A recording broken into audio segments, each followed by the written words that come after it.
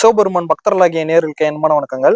இன்னைக்கு நம்ம இந்த வீடியோல சொல்ல போறது வந்து பாத்தீங்கன்னா ஐப்பசி மாத பலன்கள் தான் சொல்ல போறோம்.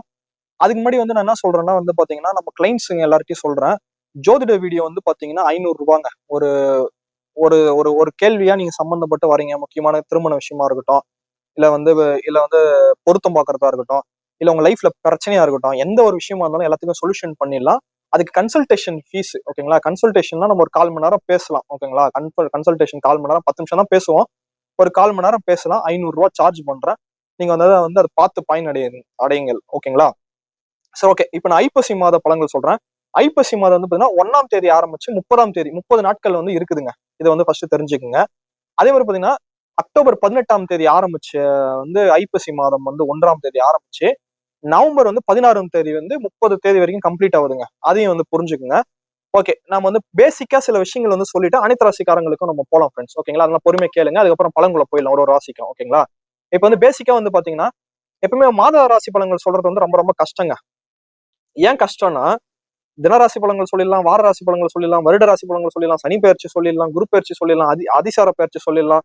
திடீர்னு இப்ப குருவும் அதிசாரமா இருக்காரு, அப்புறம் சனி வக்கர நிவர்த்தியா இருக்காரு. இந்த மாதிரி பயிற்சி எல்லாம் டக்கு டக்கு டக்குன்னு சொல்லிடலாம். மாத ராசி பலன்கள் சொல்றது டஃபா இருக்குங்க. ஏன்னா ஒரு மாதத்துல 4 கிரகங்களுமே பயிற்சி ஆகிறதுக்கான வாய்ப்புகள் அதிகமா இருக்கும், ஓகேங்களா?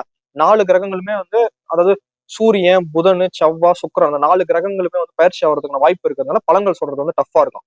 அப்படி பார்க்கும் போதுல இந்த ஐப்பசி மாசம் பாத்தீங்கன்னா ஐப்பசி 12ஆம் தேதி, ஐப்பசி 12ஆம் தேதி பாத்தீங்கன்னா செவ்வாய் பகவான் சுக்கிர வீட்டுல இருந்து அவர் விருச்சக வீட்டுக்கு போறாரு. அதனால பாத்தீங்கன்னா விருச்சக வீட்டுல போறதுனா ஆட்சி பலம் பெறாரு. அதுல நம்ம நல்லா ஸ்ட்ரென்த்தா இருக்கும், ஓகேங்களா? அதுக்கப்புறம் பாத்தீங்கன்னா சுக்கிர பகவான் ஐப்பசி 18ஆம் தேதி நீச்ச வீட்டுல இருந்து அவர் துலாம் வீட்டுக்கு போய் ஆட்சி பலத்துல பெறாரு. ஒரு 18 நாள் நீச்ச பவர் லெஸ்ல இருந்து அவரு. அதுக்கப்புறம் 18 நாள் கழிச்சு அந்த அந்த வீட்டுக்கு போறாரு. இந்த ஒரு விஷயம் நடக்குதுங்க. புதனும் புதன் சுக்கிரனோட வீட்லயும், சுக்கிரன் பகவான் புதனோட வீட்லயும் இருக்கிறதுனால பரிவர்த்தனையில இருக்கிறதுனால நீச்சமா இருக்கிறாரு சுக்கிரன். புதன் பலமா இருக்கிறதுனால இது பாத்தீங்கன்னா புதன் எவ்வளவு பலம் ஏறாரோ அவரோட பலத்தை கொஞ்சம் டிரான்ஸ்பர் பண்றாரு, கொஞ்சோண்டு கொடுக்குறாரு. அப்பனா சுக்கிரனோட பலம் எகிறோம். இந்த மாதிரி விஷயம் இருக்கு, ஓகேங்களா? இதுதான் ஐப்பசி மாதத்துல சொல்லக்கூடிய பொதுவான விஷயங்கள் ஆகிட்டு நம்ம ஒரு ராசிக்காரங்களுக்கான பலன்கள் என்னன்னு சொல்லிட்டு பார்க்கலாம் ஃப்ரெண்ட்ஸ், ஓகேங்களா? நம்ம ஒரு ராசிக்காரங்களுக்கான பலன்கள் என்னன்னு சொல்லிட்டு பார்க்கலாம்.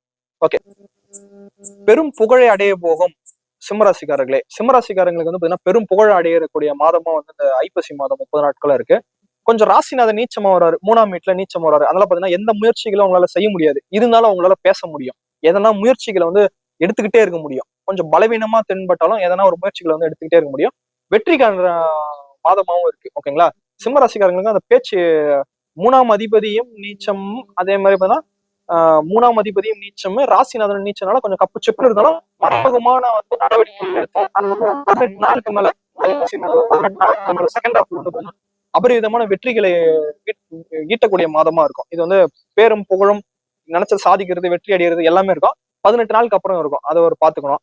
அதே மாதிரி பாத்தீங்கன்னா கேது பகவான் திருமண வாழ்க்கையில பிரச்சனைகள் ஏற்படுத்துறாரு சிம்மராசிக்காரங்களுக்கு. அதனால திருமண வாழ்க்கையில பொறுத்து போனோம். குறிப்பா சொல்லணும்னா சிம்மராசிக்காரங்களை ஆண்களா இருந்தா மனைவி ரொம்ப சித்திரவதை பண்ணுது, பெண்களா இருந்தா கணவன் ரொம்ப சித்திரவதை பண்றாங்க. அதனால பாத்தீங்கன்னா சிம்மராசிக்காரங்களுக்கு ஒரு வேண்டுதல் என்னன்னா, ஏதோ ஒண்ணு செஞ்சுட்டு போறாங்கன்னு பொறுமையா இருங்க, எதுவுமே கண்டுக்காதீங்க. ஏன்னா அது அந்த வைப்ரேஷன் அப்படிதான் இருக்கும். சுத்தமா யாரையும் பிடிக்கல, நண்பர்கள் யாரும் பிடிக்கல, சுத்தி இருக்கிறவங்களை பிடிக்கல, எல்லாருமே கெடுக்குறாங்க, யாருமே சரியில்லை, அந்த மாதிரி ஒரு வைப்ரேஷனா சிம்மராசிக்காரங்களுக்கு இந்த ஐப்பசி மாதம் இருக்கும். அது அப்படிதான் இருக்கும், ஓகேங்களா? அதை பாத்துங்க. அதே மாதிரி குரு பகவான் பாத்தீங்கன்னா குரு பகவான் பாத்தீங்கன்னா 6ஆம் இடத்தையும் பாக்குறாரு. அதே மாதிரி பாத்தீங்கன்னா 8ஆம் இடத்தையும் பாக்குறாரு, ஓகேங்களா? 6ஆம் இடத்தையும் பாக்குறாரு, 8ஆம் இடத்தையும் 6ஆம் இடத்தையும் பாக்குறாரு, 8ஆம் இடத்தையும் பாக்குறாரு. இது ஒரு நல்ல விஷயம். அதே மாதிரி பாத்தீங்கன்னா 8ஆம் அதிபதி பாத்தீங்கன்னா 12ல மறையிறது விபரீத ராஜயோகம், ஓகேங்களா? 8ஆம் அதிபதி 12ல மறையிறது விபரீத ராஜயோகம் ஏற்பட போகுது. திடீர்னு